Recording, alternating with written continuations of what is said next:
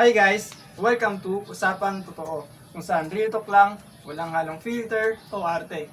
And today we're gonna talk about sa mga bagay na madalas nating nakikita ngunit hindi natin iniintindi. Gaya na lang ng education, oppression, and injustice. And today we have our guest si Zai. Hi Zai! Hi guys! Well, excited talaga ako sa topic natin ngayon. Kahit mabigat yung topic natin, is relatable siya in our daily life. Right? Right. Feeling mo ba may oppression pa rin ngayon? Oo, yes, ang dami pa rin talaga ngayong oppression. Hindi lang siya yung sobrang halata na parang sinisigawan ka or inaapi. Minsan, magiging oppression na rin kapag yung tipong wala kang access sa good education. Katulad na lang yun sa mga probinsya, yung mga batang nasa probinsya. Tapos, kapag pinipilit ka na manahimik, kasi nga bata ka lang daw or wala kang alam. Yung mga ganon. True. Parang yung mga tao na na takot silang magsalita kasi nga baka mawalan sila ng trabaho o tawagin silang rebelde kahit na hindi naman. Yes, exactly. And minsan nga, hindi lang sa government, kahit sa school or sa work, pag may power yung iba, ayun. Tapos inaabuso nila yung mga ganon kasi nga, yung mga ganong klase, oppression na rin yung tawag, di ba? Oo. So, now, let's talk about injustice naman. Ang dami nating nakikita news, di ba? Like, people na obvious na may kasalanan sila pero hindi sila nakukulong. Tapos pag mahirap yung may kasalanan, nakukulong kagad.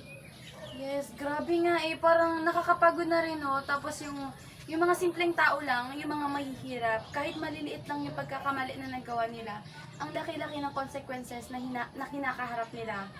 Parang wala talagang equal treatment dito sa atin. Tama ka dyan. Nakaka-frustrate talaga pero but let's shift a bit.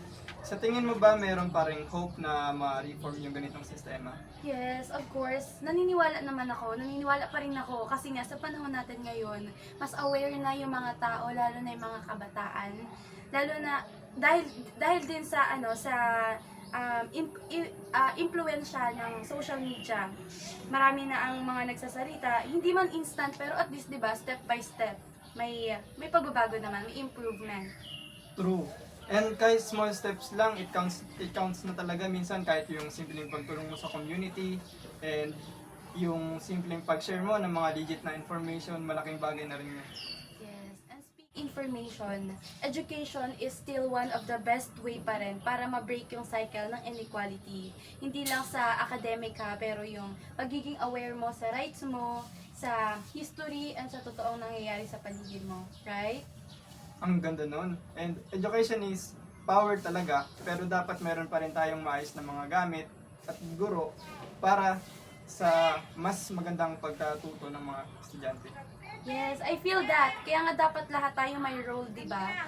For example, yung students, yung teacher, and yung parents natin, and of course, the officials. So, hindi lang dapat isa yung kumikilos kasi lahat tayo is may role dito. Yes.